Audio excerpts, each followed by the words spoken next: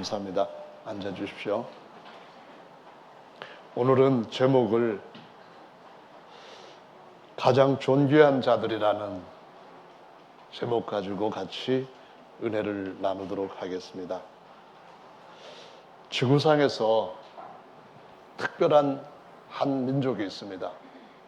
그들은 바로 하나님께서 선택하신 민족입니다. 세상에 정말 많은 사람들이 살고 있는데 이 많은 사람들을 오직 둘로 나눌 수 있습니다. 남자와 여자. 네, 그렇게 나눌 수도 있지만은 이거는 그렇게 중요한 의미는 아닙니다. 왜냐하면은 언젠가는 우리가 남자나 여자나 하나이고 그런 구별은 하지 않을 때가 오기 때문입니다. 가장 중요한 구별 기준은 하나님이 택하셨는가, 하나님께서 그냥 버리셨는가 하는 차이입니다. 그래서 지구상에서 가장 특별한 백성이라면은 이 땅에서 하나님께서 자기 백성으로 선택한 선민들입니다. 이 땅에서 하나님이 선민으로 택한 사람들은 바로 아브라함과 이삭과 야곱의 후손들로서 이들을 가리켜서 하나님이 하나님의 백성 또는 선민이라는 표현을 쓰게 하십니다. 그래서 이 선민들은 지금부터 한 3,000년 전에 하나님께서 택하신 사람들입니다. 우리 삼국 시대가 신약 성경이 시작되었던 그 시기쯤 된다고 역사에서 이렇게 맞춰 볼 수가 있는데요. 그 시기보다도 훨씬 전에 하나님께서 한 사람을 택하셨습니다. 그래서 무려 지금으로부터는 3,000년 전, 신약 성경이 시작되었던 때로부터는 2,000년 전쯤 하나님이 아브라함을 택하셨는데 하나님이 아브라함을 택하셨다고 하는 사실까지는 아는 사람이 많습니다. 그런데 왜 택하셨는지, 그 백성을 택하신 하나님은 어떤 분인지 여기에 대해서 아는 사람들은 많지 않습니다. 이것이 그렇게 중요하지 않기 때문에 몰라도 되느냐 하면은 그거는 절대로 아닙니다. 이건 엄청 가장 중요한 일이거든요. 그러면 왜 아브라함을 하나님이 택하셨으며 어디에서부터 택하셔서 자기 백성으로 삼으셨다는 건가요? 이것은 믿음의 조상이라고 하는 칭호와 직결되어 있습니다. 믿음이 있다면은 이렇게 믿어야 된다 하는 것을 보여주는 선두자와 같다, 선구자이기도 하다, 그런 말씀입니다. 이것은 3,000년 전에 창세기 10장, 11장에 기록되어 있는 내용에서부터 시작이 됩니다. 거기에는 니므롯이라고 하는 걸출한 육체적 영웅이 등장하게 되고요. 그의 아내가 세미라미스라는 이름으로 등장을 하고 둘 사이에서 아들이 태어났는데 성경에도 이름이 기록되어 있는 담무스입니다. 이렇게 니므롯과 담무스, 이 두 사람이 특별히 아주 강력한 신격화된 신으로서 숭배를 받게 된 그곳이 바로 갈대아 우르라고 하는 곳이고, 창세기 11장에서 일어났던 언어를 혼잡케 한 사건을 통하여서 바벨이라는 이름으로 불리고 후에는 바벨론이라고 알려지게 됩니다. 알렉산더 히슬롭이라든가 또는 다른 신학자들이 이 시기에 바벨론에서 어떤 신을 섬겼는가 하는 것을 자료들을 가지고 잘 설명하고 있습니다. 우리 박재훈 집사님이 특별히 공부를 했던 황용현 교수가 쓴 책이 있는데요. 여인의 후손이라는 책에 보면은 79쪽에 그때 당시에 고대 바벨론이 섬겼던 신들이 예수님 당시에까지 어떻게 계속 이어져서 섬김을 받았는가 하는 것을 설명하고 있습니다. 여러분들도 잘 아시는 그리스 신화 많이 들어보셨죠? 그리스 신화에도 고대 바벨론에서 믿었던 니무롯, 그의 아내, 그리고 그의 아들에 대한 신앙이 그대로 숭배, 계승되고 있는 것을 볼 수가 있습니다. 황용현 교수가 쓴 책에서 보시면은 이렇게 설명을 하고 있는데요. 고대 바벨론의 니무롯은 그리스 신화에서 제우스, 우리 성경에는 스스라고 한자음으로 번역을 했습니다. 그리고 아폴로, 디오니소스 이런 이름으로 불렸습니다. 그것이 로마 신화에 그리스가 망하고 난 뒤에 로마가 다시 패권 국가로 등장을 하게 되었죠. 로마 시기에서는, 로마 신화에서는 주피터, 아폴로, 바쿠스 이런 이름으로 불리게 됩니다.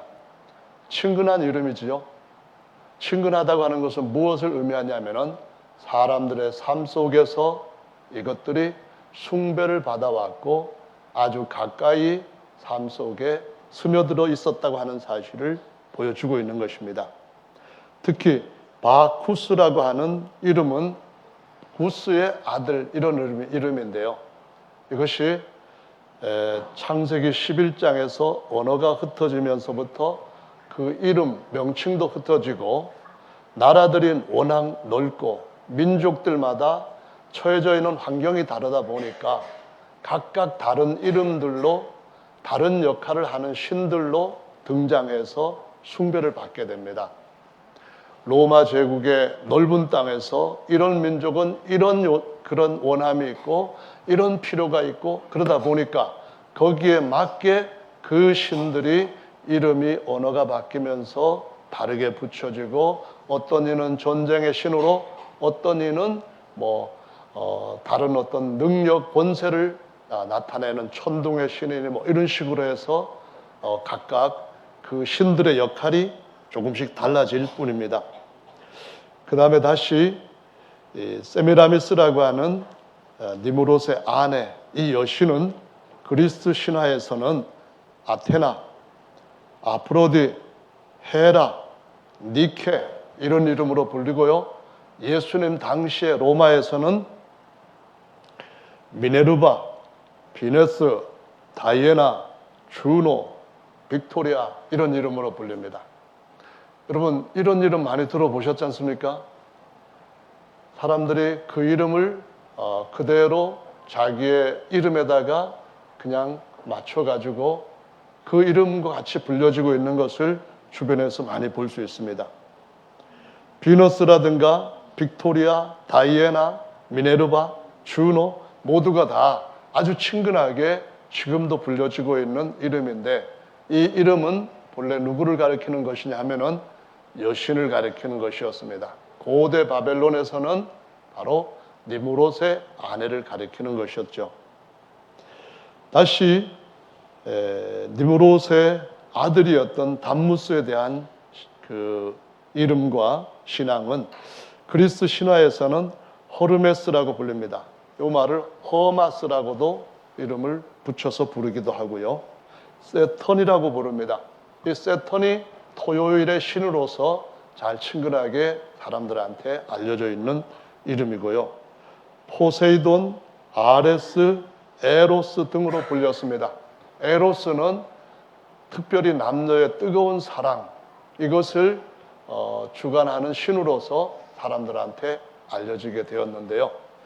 원래 이 신화에서는 고대 세계에서는 사람들이 많이 오랫동안 생명을 유지하면서 장수를 했기 때문에 니무롯이 사냥을 갔다가 죽고 난 뒤에 당시에 그의 아내 뱃속에는 유복자가 있었는데 이 유복자가 태어나자 세미라미스는 자기 남편이 환생을 했다고 사람들한테 얘기를 하면서 아들이 태어났을 때에 남편으로서 같이 살았다고 전해집니다. 본래 이방 신들은 정말 여러 가지 면에서 굉장히 충격적인 그러한 면들을 보여주고 있는데요. 어쨌든 자기 남편이 가지고 있었던 능력들을 계속해서 인정받기 위해서는 이러한 인간적인 교리를 도입할 수밖에 없었던 것이 이해가 됩니다. 그리고 로마 신화에서는 이 담무스가 머큐리, 세턴, nep튠, 다음에 마르스, 큐피드 이런 이름으로 불리게 되어 가지고요. 그러한 여러 가지 그런 환경과 처소에서 사람들이 원하는 그러한 역할들을 부여하면서 쭉 숭배를 받아왔습니다. 그래서 그 고대 신앙에서 아브라함을 하나님이 불러내셨을 때에 다른 모든 것들은 신이 아니다. 참 신을 섬겨야 된다. 왜 그래야 되냐? 우리 모두가 죄와 사망에서부터 벗어나야 되니까. 죄와 사망에서 벗어날 수 있는 유일한 길은 우리를 창조하신 그 하나님이 자기 아들을 우리 대신 주셔서 구원하실 그 계획을 이루셔야만 영원한 형벌을 받지 않고 영원히 행복하게 살 수 있다. 가장 존귀한 하나님의 아들로 살 수 있다. 이러한 중요한 하나님의 계획이 있기 때문에 우리가 참 하나님을 알고 섬겨야 되는 것은 무엇보다도 중요하다고 하는 사실을 보여주고 있습니다. 그래서 하나님은 그 하나님을 섬기겠다고 했던 아브라함을 부르셔서 너는 내 백성이다. 인정을 하시고 나는 너의 하나님이니까 내가 가지고 있는 약속들을 너희에게 이루어 주겠다라는 그런 아담에게 시작했던 약속들을 계속 확인시켜 주신 것을 볼 수가 있습니다. 그래서 하나님은 이 땅에서 가장 존귀한 육체적인 사람들을 이 이스라엘 백성들로 세우셨는데, 그런데 오늘 이 본문 말씀에 보시면은 이스라엘 백성이 아닌 사람들한테 이 말씀을 하심으로써 이스라엘 백성들을 분노케 했던 배경을 보여주고 있습니다. 무슨 얘기인가 하면은 이스라엘 백성들은 자기 혈통으로 태어난 아브라함의 후손들, 또 12지파에서 태어난 그런 야곱의 후손들, 이런 자들이 아니면은 개와 돼지처럼 취급을 했습니다. 성경에 보면은 예수님도 이방 여인을 보고 개처럼 취급한 것을 볼 수가 있습니다. 개와 돼지는 조금 차이가 있는데, 개는 인간에게, 사람에게 어떤 유익을 줄 때가 있고 아주 더럽게 살아갈 때가 있고 양면을 가지고 있다는 겁니다. 유대인들한테 어떤 유익이 되거나 유대인들한테 기울어서 뭔가 그들에게 따르는 어떤 종의 자리 같은 그러한 삶을 사는 이방인들한테는 개처럼 여겼지만은 하나님을 인정하지 않고 유대인들에 대해서 대적하는 자들한테는 돼지처럼 취급했던 것을 볼 수가 있습니다. 하나님께서 이 세상에 독생자 예수 그리스도를 보내주셨을 때 그때도 그 사상은 그대로 있었습니다. 그런데 이방인들이 예수님이 주신 은혜와 진리의 복음을 믿고 그들이 유대인들이 가졌던 지위보다도 훨씬 더 높은 지위를 얻게 된다고 하는 것이 새로운 언약이었다는 말씀입니다. 그래서 이런 새로운 언약들을 예수 그리스도와 그 사도들이 선포하자 유대인들은 대부분이 지금까지 복음을 거역하고 예수님을 믿지 않고 진짜 자기들이 온 세상을 다스리는 다윗의 나라가 오기를 기대하고 지금도 그러한 메시아를 보내달라고 하나님 앞에 기도하고 있습니다. 그러면은 하나님께서 오늘 말씀을 통하여서 우리에게, 이방인이었던 우리에게 주신 이 신분은 유대인들이 가졌던 신분과 어느 정도로 차이를 갖고 얼마만큼 더 존귀한 신분을 가진 것일까요? 이것은 말로 표현할 수 없을 정도로 굉장히 중요한 신분 차이를 가져다 주는 겁니다. 하나님께서 이스라엘 백성들을 온 세계 많은 민족 중에서 유일하게 선민으로 택하셨는데 그 선민 중에서도 가장 뛰어난 존귀한 자들이 있습니다.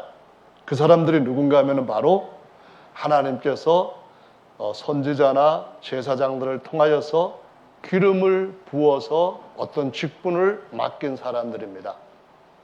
이런 사람들을 성경에서는 히브리 말로 말할 때는 마시아흐라고 표현합니다.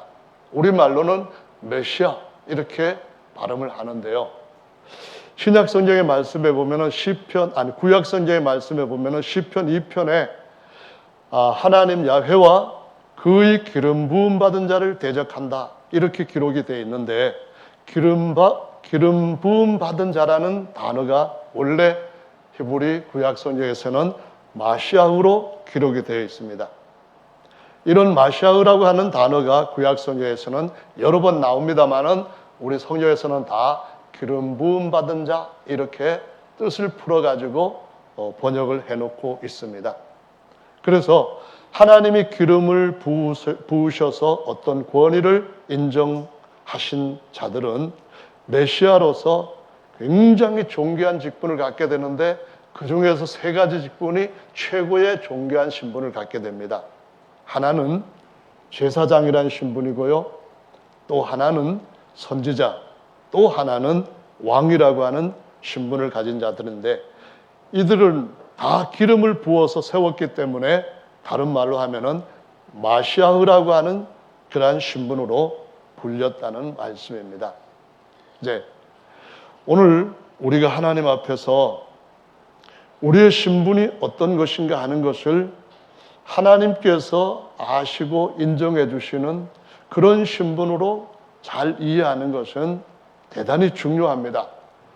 왜냐하면 세상에서는 많은 기독교인들이 살고 있고 그 기독교인들이 갖고 있는 직분들은 또 굉장히 많이 있는데 이런 직분들이 우리의 신앙을 위하여서 어떤 의미를 가지고 있고 또한 어떤 우리 공동체를 위해서 도움이 되는지 어떤 역할을 해야 되는지를 성경이 가르친 대로 알고 그대로 하는 것이 우리가 하나님의 뜻을 이루어가는 바른 길이기 때문에 이런 부분들을 올바로 아는 것은 매우 중요하다고 성경은 가르쳐 주시고 있습니다. 성경에 보시면은 하나님께서 우리가 새 언약에서 얻게 된 신분을 어느 정도로 존귀한 신분이라고 말씀하시는가 하면은 구약에서 가장 큰 자보다도 더 존귀한 자라고 말씀을 하는데요. 혹시 소꿉놀이라는 것 해보신 분 많으시죠? 이걸 또 사투리인지는 모르겠습니다만은 통갑살이라는 표현을 쓰는데요. 저희 어머님은 이제 식사를 하고 난 뒤에 하시는 전담하다시피 한 일이 있습니다. 그게 뭐냐면은 설거지를 하시는 건데요. 세 식구가 먹은 것을 설거지하라고 제 아내가 일부러 엄마 사랑해 설거지 좀 해줘 이렇게 하면은 꼭 하는 얘기가 통갑살이 같은데 뭐 할 거 있다고 하냐면서 즐겁게 그걸 하십니다. 소꿉놀이라는 얘기와 같은 건데요. 성경은 구약 성경을 가리켜서 몽학선생이라는 표현을 씁니다. 몽학선생이라는 말은 어린아이들이 배우는 그런 정도의 것이라는 건데요. 몽학선생이라고 하는 이러한 구약 성경의 가르침이 다른 말로 말하자면 어른이 되게 되기까지 소꿉놀이를 하는 것과 같은 것으로서 사람들한테 인식되어지고 가르쳐졌다 하는 것을 의미하는 것입니다. 다시 말씀을 드리자면은 하나님께서 우리를 존귀케 하시는데 마태복음 11장에 기록된 말씀에 보시면은 여자가 낳은 자 중에 침례 요한보다 큰 자가 없다. 그러나 천국에서는 지극히 작은 자도 저보다 크다라는 말씀을 하시면서 오늘 베드로전서 2장 9절에서 말씀하고 있는 이 말씀이 바로 나를 위한 말씀이다 하는 것을 성경대로 확인을 받은 분들이라고 한다면은 구약의 어떤 사람보다도 존귀한 신분한 사실을 갖고 알고 그 신분으로 사시는 것은 하나님 앞에 정당한 것입니다. 하나님이 인정하시는 것이라는 말씀입니다. 다시 말하면은 베드로전서 2장 9절에서 왕 같은 제사장이요 그리고 아름다운 덕을 선전하게 하는 그러한 특별한 선전자라고 주님이 우리에게 인정해 주셨다고 하는 사실이 어떤 것인지를 알려고 하신다면, 첫째로는 구약에서 가장 큰 자보다도 더 큰 신분을 가진 자라고 하는 사실을 인식하는 겁니다. 그걸 알아야 된다는 겁니다. 다시 말해서 모세나 엘리야나 다윗이나 솔로몬이나 이런 자보다 더 크다고 하는 것인데요. 왜 그런 큰 차이를 가져오는가 하면은 이것은 바로 구약에서 보여주었던 소꿉놀이에서 이런 것이 진짜 어른들이 하는 살림살이와 비슷하게 미리 어릴 때에 진짜는 아니지만은 보여주었던 것이구나 하는 사실을 통하여서 이해가 확실하게 된다는 말씀입니다. 구약에서 보시면은 하나님께서 이스라엘 백성들에게 존귀한 자로 세울 때에 소꿉놀이로 이런 것을 가르쳤습니다. 통갑살이로 여러분 그릇도 아닌데 그릇같이 막 사용을 합니다. 그냥 뭐 그릇 쪽에 깨진 거라든가 아니면은 병뚜껑이라든가 저희 어렸을 때는 이런 걸 가지고 이것은 소치야 이렇게도 하고 뭐 젓가락 같은 것 엄쩍거리 만들어 가지고 이렇게 하면서 너는 아빠하고 나는 엄마 할게 그리고 누구는 애기하고 그러면서 그렇게 노는 것이 정말인 것처럼 진지하게 놀죠. 그런데 사실은 아닙니다. 그냥 어린아이들의 장난에 불과합니다. 다시 말씀을 드리자면은 구약 성경에서 어떤 존귀한 자로 세움을 받았던 것은 가짜 엄마, 가짜 아들, 가짜 남편, 가짜 아버지 뭐 이런 식으로 진짜는 아닌 것에 대한 그냥 이렇게 보여준 것인데, 그럼에도 불구하고 그들이 갖고 있는 어떤 자부심, 자존감은 대단해서 그런 것들도 알지 못하고 그런 것들 할 줄 모르는, 율법을 모르는 우리 예전에 이방인들한테 대해서 볼 때는 뭐라고 말하는가 하면 저 개 같은 것들, 저 돼지 같은 것들 이렇게 취급을 했었다는 말씀입니다. 그런데 그런 소꿉놀이와 다르게 주님께서 신약으로 소꿉놀이는 이렇게 했던 거다 하고 몇천 년 동안 보여주셨던 사실에서 진짜로 우리에게 그 일을 이루신 것을 이 은혜와 진리의 복음 안에서 보고 우리의 것이라는 것을 확증을 하게 되었으니까 이것을 모르면은 교회를 다녀도 사실은 헛다니는 것이라는 사실을 알아야만 됩니다. 이것을 알고 나는 정말 하나님이 주시고자 했던 그 소꿉놀이를 통해서 쉽게 알게 하셨던 그것을 바로 알고 있는가 물어보고, 이걸 모른다면은 이거를 알고 바르게 우리 자리를 하나님께서 계획하신 대로 자리를 잡는 것이 무엇보다도 중요한 것인 줄로 믿으시기를 바랍니다. 예수님께서 구약의 것들을 이렇게 그 율법을 통하여 세우셨던 그런 일들을 이제 자신한테 신약에다가 맞추시는 일을 하신 것이 있습니다. 그게 뭐냐면은 메시아로서 등장을 하실 때에 세 가지의 경험을 구약의 말씀에 따라서 하시게 되는데요. 첫째로는 어떤 것을 하는가 하면은 마태복음의 말씀을 보면 물에다 이렇게 씻기시고 그 다음에 여기에다 기름을 바르는 그런 의식을 하시고 그 다음에 피를 여기다가 오른쪽 발가락 끝에다가 바르는 그런 의식을 하는 것을 신약적으로 이제 소꿉놀이가 아닌 진짜 놀이, 진짜 살림살이로 하신 것을 보여주고 있습니다.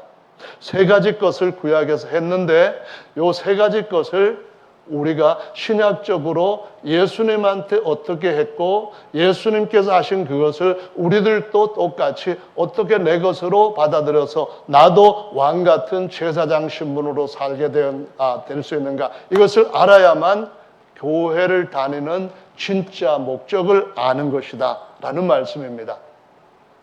자, 그러면은 여러분 제 얘기를 진지하게 듣고 계시는데 어떤 분은 뭐 다 하는 얘기인데 이렇게 생각하시는 분이 계시니까 질문을 하나 해야겠습니다. 우리 가운데는 아직까지 이런 부분에 대해서 잘 모르는 분도 계시는데 모르는 분들한테 질문하면 신뢰가 되겠고 아는 분한테 질문하겠습니다. 구약에서 기름을 부을 때 특별히 가장 존귀한 신분은 어느 신분이라고 했죠? 제사장 신분 맞습니다. 왕 같은 제사장이라 했으니까 왕보다 제사장 신분이 훨씬 더 중요하다는 겁니다. 어느 정도로 중요한 것을 아시려면은 구약 성경에 해당하는 내용을 딱 여러분 머리에서 돌려가지고 잡아야 됩니다. 구약 성경에서 왕보다도 제사장이 더 존귀하다 하는 그런 내용의 말씀이 생각나십니까? 생각나십니까? 그냥 모르고 가만히 계시는 것보다도 대답하시면 다음에 안 잊어버리고 여러분한테 유익이 있으십니다. 매일 듣는데도 모른다 그러면은 이거 정말 문제가 됩니다. 여러분 성경 말씀을 잘 연구하면은 정말 하나님께서 머리에 어디 막힌 데 없이 쫙 통하게 잘 해주시고 은혜를 마음껏 부어주실 줄로 믿습니다. 자, 구약에서 제사장이 왕보다도 훨씬 더 존귀한 신분이다 하는 사건 어떤 것이 있는지 한번 아시는 분 말씀해 보실까요? 어떤 것이 있죠? 맞습니다. 우시야 왕이 하나님 앞에 복을 엄청나게 많은 기름 부음 받은 자였습니다. 그런데 제사장이 하는 일을 한번 하고 싶었습니다. 그래서 향로를 가지고 성소에 들어갔다가 곧바로 어떻게 돼버렸습니까? 왕은 제사장이 할 수 있는 일을 그렇게 하는 게 아니다 하시면서 하나님 곧바로 그를 여기 이마에 문둥병이 생기게 해서 왕궁에서부터 쫓겨나가지고 별궁에서 살다가 그냥 죽게 되었습니다. 그리고 그때 사건과 곧바로 연결된 것이 이사야 6장에 나와 있는 말씀인데요. 성도 여러분, 이것이 왜 중요한 연관을 갖고 있는지를 아시면은 이 말씀이 맛이 느껴집니다. 이것을 알고 다른 얘기 얘기할 때 내 자존감이 확실하게 내 속에서 확인이 됩니다. 그런데 말씀을 오랫동안 들었다고 하지만은 사실은 어떻게 하면은 좀 더 복받고 어떻게 하면은 사업 잘 되고 어떻게 하면은 이 땅에서 원하는 것들 잘 될까 이런 쪽에다 포커스를 맞춘다면은 땅에서는 얼마만큼 성공할 수 있겠지만은 하늘에서 존귀하게 하신 그런 신분을 놓쳐버릴 수 있다고 하는 것을 성경에서 많이 말씀하시고 있다는 걸 기억하시기를 바랍니다. 아멘. 그래서 우시야 왕과 곧바로 연결된 것은 이사야 어디에 있습니까? 6장의 말씀에 있습니다. 하늘의 성전에 대한 말씀이 있습니다. 거기에 보니까 스랍들도 쳐다보지 못할 만큼 대단한 영광을 가지고 계시는 분이 그 보좌에 앉아 계시더라. 그 말씀을 하시면서 그 모습이 장차 통갑사리에서 얻는 그것과 다르게 하나님께서 하나님의 집에서 본래 아들들이 사는 영원한 삶이라고 말씀하시고 있다는 것입니다. 그래서 선지자가 이것을 보고 놀랍고 귀한 약속이 우리한테 이미 오래전부터 되어 있었으니까 이거를 우리가 발견해야 된다. 예수님 믿으면서 말씀 들으면서 이것에 대해서 이해를 하지 못하고 이런 걸 들을 때 마음이 그냥 움직이지 않는다고 한다면은 우리는 그냥 일시적인 입에만 좋은 그런 음식으로 길들여졌기 때문에 건강을 잡고 영적 건강을 해치고 있다는 사실을 알고 우리의 건강을 주님 앞에 다시 바로잡아서 주님 오실 때에 올바로 단단하게 우리 자신을 세우는 것이 중요한 일인 줄로 믿으시기를 바랍니다. 그래서 왕보다도 더 뛰어난 것은 제사장인데 그럼 제사장이 어떻다는 겁니까? 제사장이 되려면 세 가지 것이 꼭 그에게 의식적으로 행해져야 되는데 첫째로는 물에 씻기고 두 번째로는 기름을 바르고 세 번째로는 피를 바르는 것이었습니다. 그런데 그렇게 하면은 어떻게 된다고요? 그렇게 하면 존귀한 신분이 되는데 그렇게 하는 것이 신약에서 뭐냐고요? 예수님이 하셨던 것 같은 바로 그것이라고 말씀을 하시고 있는 것입니다. 예수님이 어떤 일을 하셨습니까? 침례를 받으시고 하나님의 영이 그 위에 기름 부어주시고 그분이 자신의 피를 흘리시는 일을 십자가에 달리시기 전에 달리시고 난 뒤에 하셨던 것을 볼 수가 있게 됩니다. 이것이 바로 오늘날 저와 여러분들이 왕 같은 제사장들인데 이 제사장들이 누구의 제사장이냐 하는 것은 그 이전에 더욱더욱 중요하다는 것입니다. 여러분, 제사장이 된다면 누구의 제사장입니까? 아브라함의 하나님, 이삭의 하나님, 야곱의 하나님의 제사장이 되어야 된다는 말씀입니다. 그런데 아브라함의 하나님, 야곱의 하나님, 이삭의 하나님은 바벨론의 하나님과 다르다고 하는 사실을 오늘날 너무나 많은 사람들이 모르고 있다는 것입니다. 바벨론의 신의 제사장이 어떤 신입니까? 이것을 보면은 성경 말씀에 아까 황용현 교수가 얘기했던 것처럼 300년경부터 바벨론의 신이 교회에 함께 이방신과 연합되면서 들어오게 됩니다. 그렇게 해서 1517년에 다시 똑같은 신을 가지고 개신교회들이 시작되게 됩니다. 삼위일체라고 하는 아버지와 아들과 성령이라고 하는 각각의 다른 신의 제사장이 되는 것하고 하나님의 유일하신 그 하나님의 제사장이 되는 것하고는 너무나 중요하게 다르기 때문에 저와 여러분들의 이 말씀을 읽을 때에 성경에 기록되어 있는 내용대로 이해할 수 있어야 되고 이 이야기를 우리 주변에 있는 사람들한테 바르게 전달을 하는 일을 해야만 된다는 말씀입니다. 우리에게 주님께서 왕 같은 제사장 신분으로 세우신 것은 어떤 목적으로 세우셨습니까? 스랍들이 쳐다볼 수도 없는 그 영광스러운 하나님의 찬란한 광채 안으로 우리가 들어가서 우리가 그 하나님의 영광의 광채 덩어리가 되게 하시겠다고 하는 이 목적, 이 선한 것을 선전하라고 부르셨다고 말씀을 하시고 있습니다. 이것이 바로 저와 여러분들의 예수 이름으로 침례를 받는 이유가 무엇이고 예수님께서 주신 성령을 받는 그 이유가 무엇인지를 말씀하고 있는데 오늘날 너무나 많은 사람들이 예수님이 누구신지를 모르고 있습니다. 그분의 제사장이 되어야 할 터인데 그분의 제사장이 아닌 신의 제사장이 되고 있습니다. 그분의 제사장이 되는 것과 그분이 정말 제사장으로 세울 수 있는 방법을 아는 것은 너무나도 중요한 일입니다.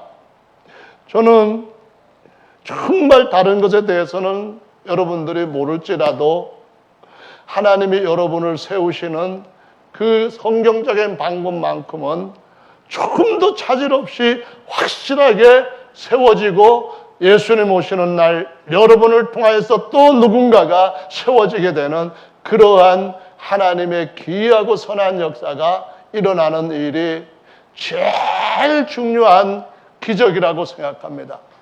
제일 하나님이 기뻐하시는 거사라고 생각합니다.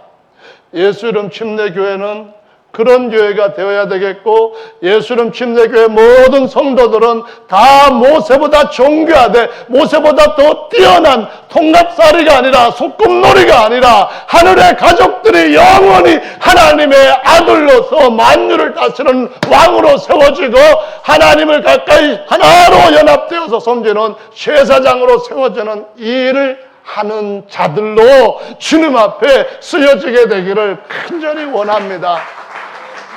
여러분, 너무 이 말씀들이 귀하고 너무 소중한데 이 말씀들을 성경대로 풀기 위해서는 짧은 시간에 그냥 다양한 사람들한테 얘기할 수 없는 것이 정말 답답한 일입니다.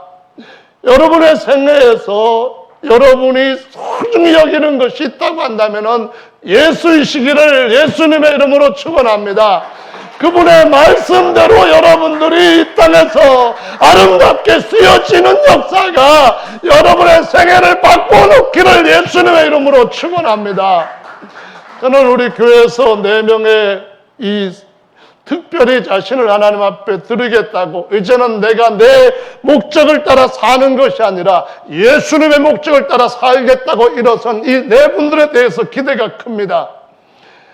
그들이 이제부터는 무엇인가가 하나님 앞에서 하나님의 손이 함께 하심으로 분명히 이 시대에 하나님의 선한 일들을 나타내는 일꾼들로 쓰여지게 될 것을 기대합니다.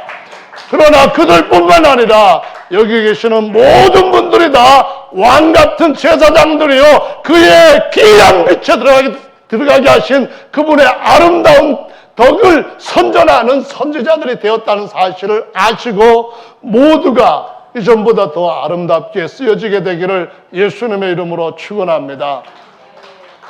솔로몬이 우상 숭배하고 난 뒤에 나라가 반쪽이 났습니다. 반쪽이 아니라 두 쪽과 10쪽으로 나눠져 버렸습니다. 북쪽 이스라엘은 여로보암이라고 하는 솔로몬의 부하였던 장수가 차지하고 왕이 되었습니다. 그때 그들은 그 땅에다가 예루살렘에 유다로 내려가지 못하도록, 예루살렘 성전에 내려가지 못하도록 사방에다가 산당을 짓기 시작했습니다. 산당을 세우고 보통 사람으로 다 제사장이라고 뭘 갖다가 바치기만 하면은 제사장 지위를 주었습니다. 그리고 그들은 하나님의 법도를 바꿔가지고 인간적인 교리와 자신들의 욕구를 위해서 인간적인 교리를 만들었습니다. 그것이 오늘날 300년경부터 지금까지 수많은 사람들 앞에 똑같이 이어지고 있다는 것입니다. 저는 하나님 앞에서 가장 중요한 것이 무엇인지를 알게 되었습니다. 그것은 바로 하나님이 예수 그리스도 사람이신 그분을 하나님이 영원히 거하실 살아있는 성전에 머릿돌로 세우시고 그 옆에 우리 모두를 진짜 물과 성녀로 거듭나게 하셔서 하나님이 영원히 거하실 성전으로 세우시며 그 안에 있는 우리의 영, 속사람을 영원히 하나님과 하나가 연합되게, 하나로 연합되게 하는 제사장으로 세우시고 그들로 하여금 하나님의 아들로 하나님 주신 모든 만유를 발 아래 복종케 하시는 왕으로 세우신다고 하는 사실을 알았기 때문에 이 진리의 말씀에서부터 벗어난 가짜 같은 것들, 가짜 집들 모두가 다 산당이요, 모두가 다 거듭나지도 않았는데 목사가 되고 모두가 다 죄사함도 받지 않았는데 뭔가 대단한 진리라는 것처럼 거짓된 것들을 선포하는 이런 세상에서 하나님 앞에 아름다운 부르심 받은 저와 여러분들의 뭔가는 우리의 삶 속에 변화를 주고 뭔가는 그 일에 우리가 맡은 역할을 해야 된다고 하는 사실을 예수님의 심정으로 여러분 앞에 호소합니다. 저는 정말 부드러운 설교하는 것이 체질에 맞지 않습니다. 저는 정말 유일하신 참 하나님과 그분이 우리를 어떻게 존경시키게 하시는지 진짜 복음에 대해서 열정을 가진 형제들을 일으켜 세우기를 원합니다. 그런 형제들의 세상을 다시 한번 바꿔놓는 모습을 보기를 원합니다. 그런 일이 일어날 것이라고 확신하고 기대합니다. 여러분 모두는 다 존귀한 자들입니다. 여러분 모두가 다 천사들보다 더 뛰어난 존귀와 영광으로 관시우심을 받았는데 그것이 어떻게 된 것입니까? 주님이 하나님께로부터 다시 태어나게 한 이 놀라운 기적을 통하여서 주신 것인 줄로 믿으시기 바랍니다.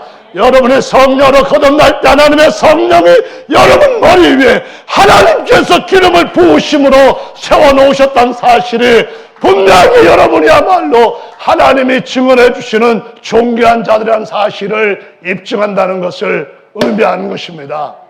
형제 자매 여러분, 예수님 침례교는 이 일을 해야 됩니다. 예수님 침례교회는 모두가 다 이 일을 하다가 주님 앞에 섰을 때에 더욱더 큰 존귀와 영광을 얻어야 되는 줄로 믿으시기를 바랍니다.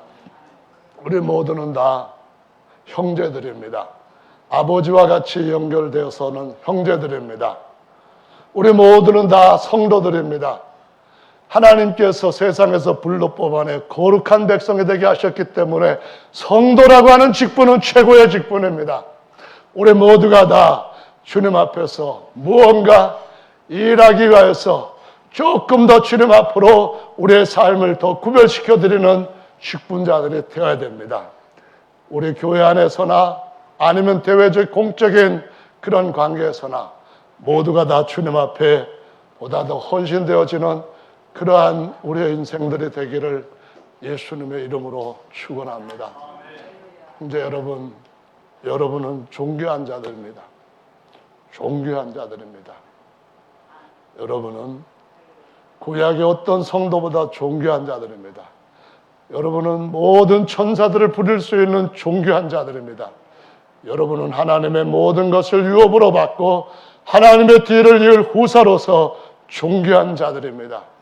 그 한 가지만큼은 이 성경을 가지고 여러분한테 확실하게 여러분 앞에 선포합니다. 그러한 은혜가 여러분 가운데 더 충만하시기를 예수님의 이름으로 축원하며 다 같이 함께 기도하는 시간 갖겠습니다.